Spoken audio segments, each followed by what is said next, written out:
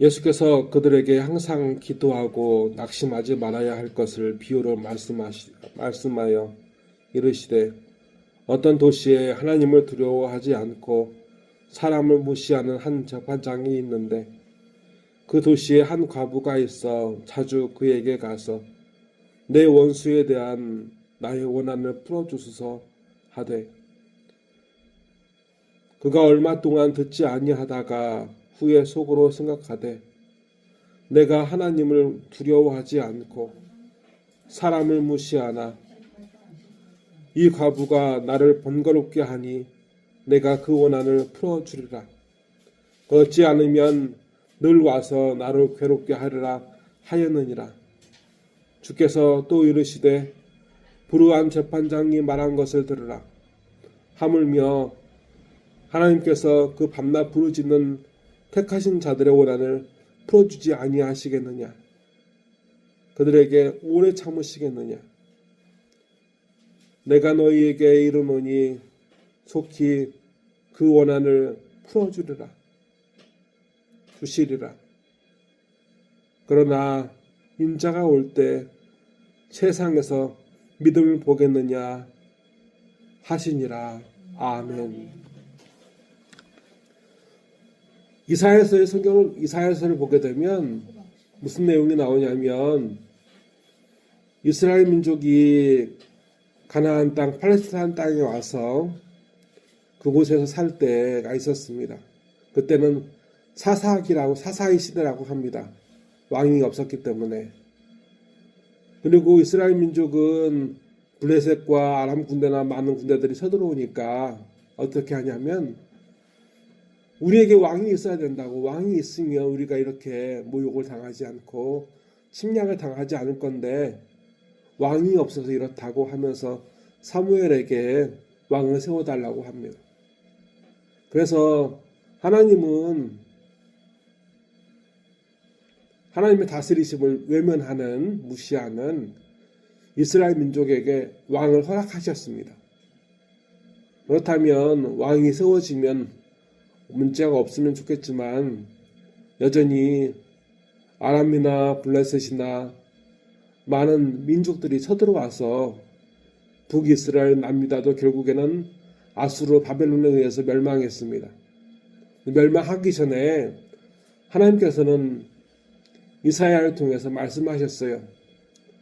그들을 향한 심판과 구원에 대해서 하나님은 말씀하셨습니다.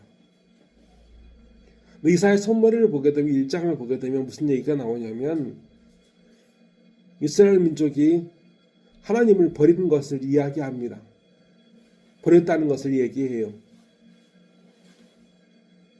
말대로 사사기 때는 왕이 없었기 때문에 하나님께서 다스리시는 그 나라였는데 이스라엘 민족이 하나님의 다스리심을 부정하니까 하나님께서는 왕을 세워서 다스리게 하셨는데 보게 되면 그 사람들이 점점 가면 갈수록 하나님을 그 마음에서 버리는 겁니다. 그러니까 사람은 위기가 있으면 하나님을 잘 믿고 위기가 없으면 하나님을 버리는 것이 일상이었나 봐요. 그때에도. 그래서 그들이 어떻게 되냐면 이렇게 됩니다. 사람이 하나님을 외면하고 무시할 때 어떤 일이 생기냐면 이사야에서는 뭐라고 이야기하냐면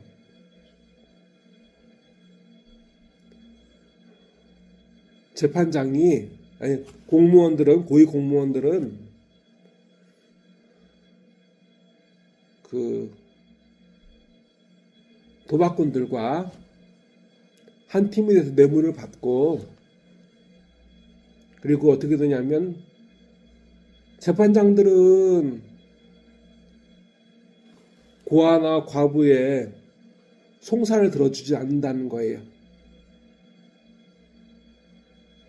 그런 일이 계속되었다는 것을 하나님은 이사야서 1장 그 첫머리에서부터 얘기하고 계십니다. 고아와 과부 이 세상에서 누구 하나 신원해 줄 수 없는 이 고아가 이런 상황이 있고 억울한 상황이 있다고 이야기해 주지 않는 그때 과부가 오늘 말씀처럼 답답한 일이 있고 그 원수를 갚는 것에 대해서 힘들고 어렵고 그것을 몸부림칠 때, 그 고통에 의해서 몸부림칠 때 누구도 귀 기울여 주지 않는 것이 이사야 때 분명히 있었다는 것을 이사야서는 얘기를 하고 있어요. 하나님을 버렸을 때, 하나님을 두려워하지 않을 때. 오늘 말씀을 보게 되면 이 재판장에게 한 과부가 갑니다. 그리고 이 과부는 끊임없이 자기 원한을 갚아달라고 재판장에 가서 호소를 합니다. 그런데 이 재판장이 뭐라고 이야기하냐면, 나는 하나님을 무서워하지 않고 사람을 두려워하지 않는데 만약 이들은 놔둔다면 나를 귀찮게 할 것이니 내가 들어줘야겠다 하면서 이 과부의 말에 이제 응답하는 것을 보여줍니다. 그런데 이 말씀을 보게 되면 재판장은 이 말을 했죠. 내가 하나님을 두려워하지 않는다, 무서워하지 않는다, 그리고 사람도 무서워하지 않는다. 근데 이 여자는, 이 과부는 하나님을 의지하지도 않아요. 하나님, 이 말씀만을 보게 되면 하나님한테 내가 자기 호소하지 않아요. 내가 이렇게 어려운 일을 당하고 있다고, 이 원한을 누구도 귀 기울여 주지 않는다고 이사야 때처럼 그렇게 하지 않는데, 보게 되면 이때는 어찌 보면 지금의 모습과 닮았다고 볼 수도 있는 거예요. 왜냐하면 모든 사람들이 자기의 원한과 어려움이 있을 때 하나님을 의지하지 않는다는 것. 이 과부도 그랬잖아요.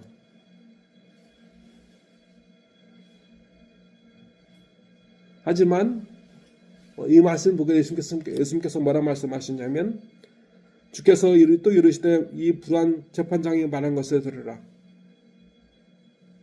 이 과부가 나를 번거롭게 하니 내가 그 원한을 풀어주리라. 그렇지 않으면 늘 와서 나를 괴롭게 하리라 하였느니라. 아멘. 7절 8절에 이렇게 기록되어 있습니다. 하물며 하나님께서 그 밤낮 부르짖는 택하신 자들의 원한을 풀어주지 아니하시겠느냐? 그들에게 오래 참으시겠느냐? 내가 너희에게 이르노니 속히 그 원한을 풀어주시리라. 그러나 인자가 올 때 세상에서 믿음을 보겠느냐 하시니라. 아멘. 하나님께서 내 원한을, 내 답답함을, 내 환난을 귀 기울여 주시겠느냐 라고 사람들이 불신하기 시작했습니다. 그런데 우리가 잘 생각해 보게 되면 이스라엘 민족이 가장 빈곤할 때와 위험할 때가 세상적으로 보게 되면 어느 때인가 하면 광야를 지날 때였습니다. 38년 동안. 거기에 이스라엘 민족에는 무기가 없었어요. 여리고성을 정복할 때 항아리하고 그 뿔나팔밖에 없었습니다. 소리 지르는 것밖에 없었어요. 아무것도 없었습니다. 항상 쬐약볕에 낮에 있어야 했고, 밤이 되면 들짐승들의 소리가 들리고, 그것으로 인해서 언제든지 들짐승들에 의해서 혹은 그들 노리는 사람들에 의해서, 민족들에 의해서 얼마든지 위험할 수밖에 없는 상황들이었습니다. 근 40년 다 되는 그 광야에서 말입니다. 그리고 만나와 메추라기, 그게 없으면, 하나님께서 주시지 아니하시면 도무지 하루하루를 살아갈 수가 없었던 것이 그들의 삶이었습니다. 절박할 때, 이 과부에게 그 원한을 갚는 것처럼 절박할 때, 그때가 이스라엘 민족에게는 그때였습니다. 그런데 놀라운 것은 하나님은 그렇게 절박한 그들을 하나님은 아셨고 그들은 절박했기 때문에 하나님께 불평하기도 했지만 하나님을 찾았던 데가 그때만큼 많았던 데도 없었습니다. 하나님을 찾을 때. 그래서 이 광야의 삶은, 이 어려움은 그들에게 하나님을 만나는 축복의 통로가 되기도 했습니다. 광야는 생명이었습니다. 광야로 갈 때, 그 어려움을 지나갈 때, 그 어려움 속에서 지나갈 때 하나님은 그들을 만나 주셨고 그들에게 응답해 주셨습니다. 하나님을 믿는 삶이 그곳에 있었습니다. 하나님을 믿는 것은 그들의 생명이었고 일상이었습니다. 그런데 보게 되면 이사야의 때도 그렇지만 지금 예수님의 때도 오늘의 때도 성도들이 분명 그때처럼 어려움이 있는데 먹을 것 문제가 없어져도 자식에 대한 문제도 있고 배우자에 대한 문제도 있고 스트레스도 많고 고통이 참 많은데 이 고통이 많은 그때 주님께서 하나님께서 해결해 주실 거라는 그 확신을 잃어버리고 산다는 것을 우리는 잊으면 안 됩니다. 오늘 말씀을 보게 되면 그걸 이야기하고 있습니다. 인자가 올 때 세상에서 믿음을 보겠느냐? 인자가 올 때 그렇게 절박하고 고통스러운 그 문제를 가지고 하나님 앞에 나아가면, 주님 앞에 나아가면 응답해 주실 거라는 확신을 얼마나 갖고 있겠느냐라고 예수님이 말씀하시는 거예요.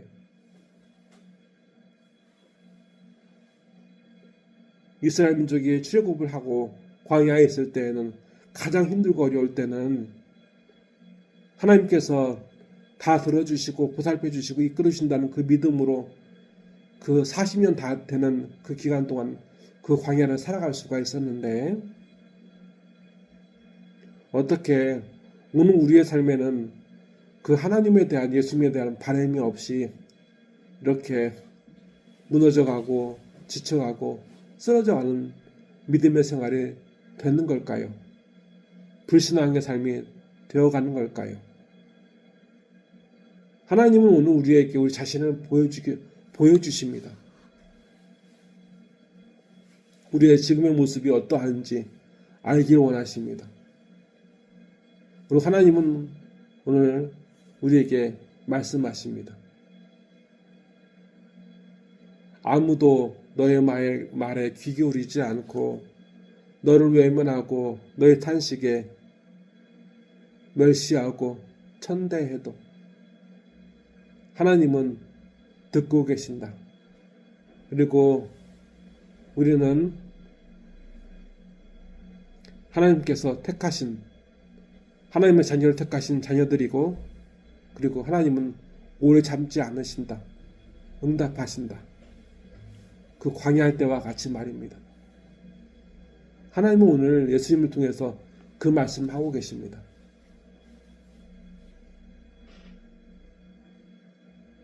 우리는 항상 위기를 살아갑니다. 어려움을 살아갑니다. 그래서 우리에게 환난은 항상 진행형이고 지금입니다. 나의 탄식에 귀 기울이시는 하나님, 나를 위로하시고 나를 치유하시고 나의 모든 것을 채워주시고 새롭게 하신 하나님을 믿지 않으면 도무지 살아갈 수 없는데 그게 환난의 때지요. 그때가 광야에서의 40년이었고 지금 그때 하나님을 더 절실히 만나고 하나님을 인하여 기뻐했던 그 40년이 지금 우리의 앞에 놓여진 환난입니다. 그래서 이 환난은 우리를 실망케 하고 절망케 하고 무너지게 하는 때가 아니라 이 환난을 통하여서 하나님을 만나고 하나님을 즐거워하고 하나님께서 내 아버지 되심을 확신하는 때가 바로 지금입니다. 오늘 성령께서는 우리에게 그 말씀을 하고 싶으십니다. 다 같이 기도하시겠습니다.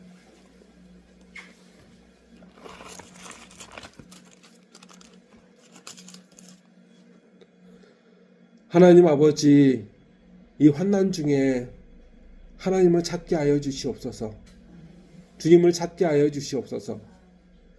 2000년 전 주님은 이 땅에 오셨었고 이제 주님은 곧 오십니다. 하나님이신 주님께서 이 땅에 오실 때 우리가 이 과부보다 나은 믿음을 가지고 하나님을 바라보고 예수님을 바라봐야 할 터인데 우리의 불신앙이, 우리의 탐욕이 우리로 주님을 바라보지 못하게 눈을 멀게 만들어 싸우니 하나님 아버지, 이제부터라도 우리의 유일한 소망이요 의지가 되시는, 은혜가 되시는 그 주님 앞에 나아가게 하셔서 주님과 더불어 이 환난과 같은 때가 주님을 더 깊이 만나고 절실히 만나는 복된 때임을 믿게 하여 주시옵소서. 매일매일이 두려움이 아니라 매일매일 주님을 만나고 우리의 탄식에 귀 기울이시고 응답하시는 주님으로 인하여서 살아가는 것이 타인에게는 지옥처럼 보일지라도 우리에게는 천국이 되는 그 놀라운 비밀의 역사가 우리에게 보여지게 하여 주시옵소서. 우리뿐만 아니라 이 세상에 있는 하나님의 잃어버린 자녀들에게도 그 역사가 보여지게 하셔서 사람들에게는 환난이고 지옥 같을지라도 40년 광야에서 이스라엘 민족이 하나님께서 응답하시고 치유하시고 위로하시고 채워주시는, 새롭게 하시는 그 역사로 새롭게 됨을 받고 이렇게 하나님 나라에 사는 것을 맛보았듯이 우리도 하나님 아버지 앞에 늘 감사하며 기뻐하며 살아가는 것을 잊지 않게 하시고 잃지 않게 하여 주시옵소서. 하나님 아버지, 이 시간 저희의 예배를 온전히 받아주시옵소서. 추악하고 더러운 일상으로 살아왔고 예배 드릴 때에도 과연 이 추악하고 더러운 우리의 죄악에 물든 몸과 마음을 얼마나 정하게 하고 예배하는지는 확신할 수 없사오나 하나님 아버지, 하나님께서 불쌍히 여기시사 이 예배를 받아주시옵시고 예배드리는 우리 한 사람 한 사람의 몸과 마음을 받아주셔서 이 마지막 때에 하나님을 기쁘시게 하고 하나님과 함께 기뻐하는 삶을 살아가는 믿음의 자녀들로 온전히 하나님 앞에 서게 하여 주시옵소서. 우리의 헌신과 예배를 받아주시옵소서. 그리고 예물을 받아주시옵소서. 그리고 처음에는 가짜 신앙이었을지라도 주님께서 이 땅에 오셨을 때 엉터리 가짜가 아니라 진짜로 예수님을 믿고 그리고 예수님으로 인하여서 그 마음에 기쁨이 충만한 믿음의 하나님의 자녀들로 온전히 서게 하셔서 우리의 마지막이 두려움과 근심이 아니라 기쁨의 잔치가 되게 하여 주시옵소서. 하나님 아버지, 우리를 버리지 말아 주시옵소서. 우리를 불쌍히 여겨 주시옵소서. 우리가 헌신하게 하여 주시고 우리가 예물을 드리게 하여 주시옵소서. 하나님 아버지, 항상 하나님 앞에서 살기 원합니다. 나사렛 예수 그리스도의 이름으로 간절히 기도드리옵나이다. 아멘.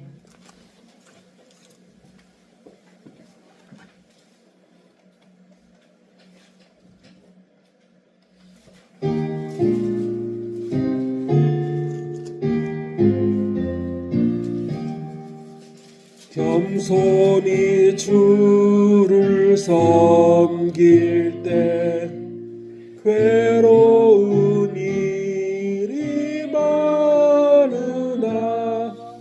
구주여 내게 힘주사 잘 감당하게 하소서. 빈잔 말을 가지고 사람을 감화시키며 갈 길을 잃은 무리를 잘 인도하게